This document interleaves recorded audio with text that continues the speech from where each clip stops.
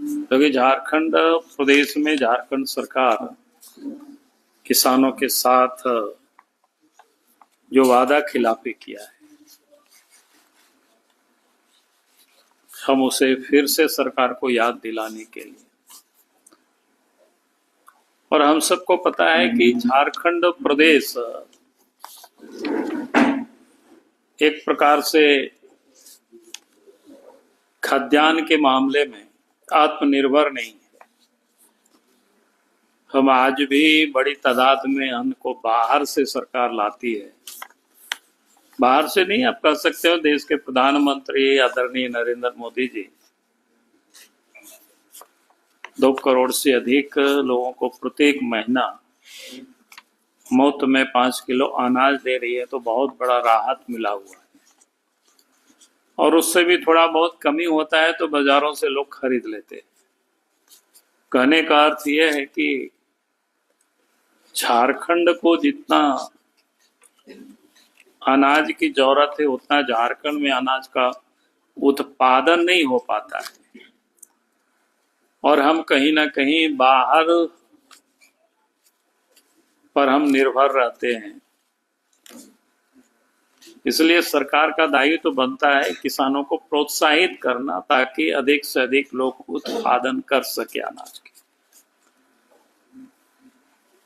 और अनाज के मामले में अगर राज्य आत्मनिर्भर होता है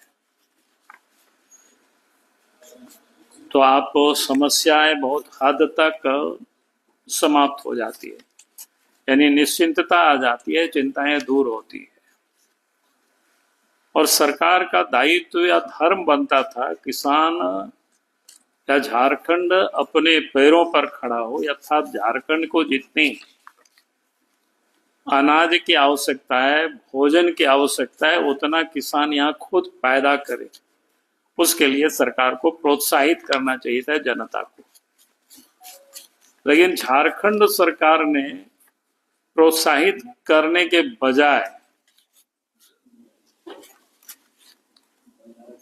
झारखंड की जनता को इन्होंने ठगा है। और मैं इसलिए भी इस बात को कह रहा हूं क्योंकि आप ध्यान देंगे कि पिछले दिनों जब चुनाव हो रहा था, चाहे कांग्रेस पार्टी हो या झारखंड मुक्ति मोर्चा हो, दोनों ने ही झारखंड की जनता से वादा किया था कि हमारी सरकार बनेगी तो 3200 रुपया प्रति क्विंटल धान की खरीदारी करेंगे। लेकिन उन्होंने 3200 रुपया प्रति क्विंटल खरीदारी के बजाय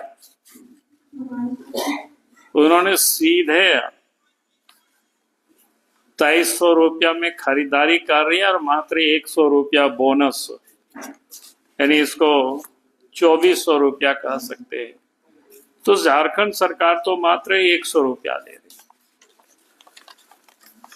तो कुल मिलाकर के घोषणा के हिसाब से प्रति क्विंटल 800 रुपया की कटौती सरकार ने कर दी। तो किसान कैसे प्रोत्साहित होंगे? और उसमें भी झारखंड प्रदेश में जो किसान मात्र यहाँ धान ही बेच पाते और कोई दूसरा फसल होता नहीं है उतना जो बेच सके। गेहूं भी यहाँ नहीं के बराबर होता है सिंचाई के अभाव में, तेलहन हो या दलहन हो ये भी नहीं के बराबर होता है। और भी जितनी फसलें हैं जिसको एमएसपी के दायरे में लाया गया है, तो आपको खोजना पड़ेगा वो फसल यहाँ होता है कि नहीं। तो कुल मिलाकर के झारखंड की सरकार को किसान अपने पैरों पर खड़ा हो, उसके लिए सरकार को सोचना चाहिए था, उसके लिए विशेष ध्यान दे करके सरकार को खरीदारी करनी चाहिए थी। लेकिन सरकार ने इस काम को किया नहीं, बल्कि उल्टे उन्होंने 800 रुपया की कटौती कर दी। तो किसान कैसे प्रोत्साहित होंगे और किसान कैसे आगे बढ़ेंगे और किसान खेती के प्रति कैसे अग्रसर होंगे? तो ये सरकार ने किसानों के साथ एक तो फर्जीवाड़ा किया, यानी वादा खिलाफी किया,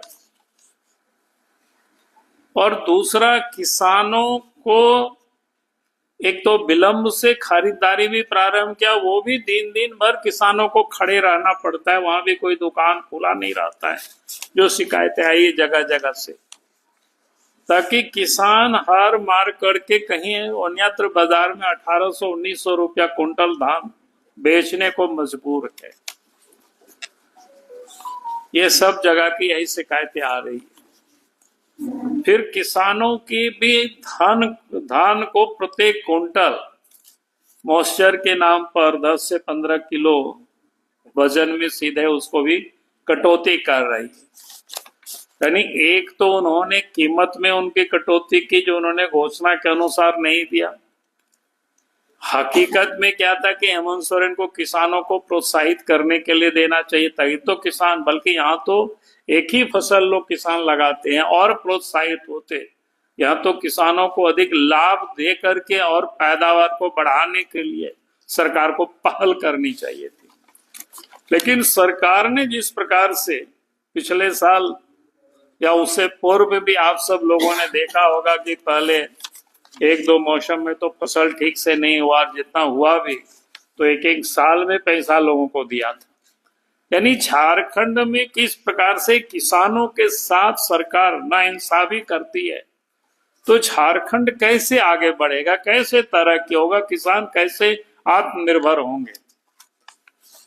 देश की ऐसे केंद्र की सरकार ने कहा तो कि साल में 6,000 रुपया उनके खाते में भेज रही है।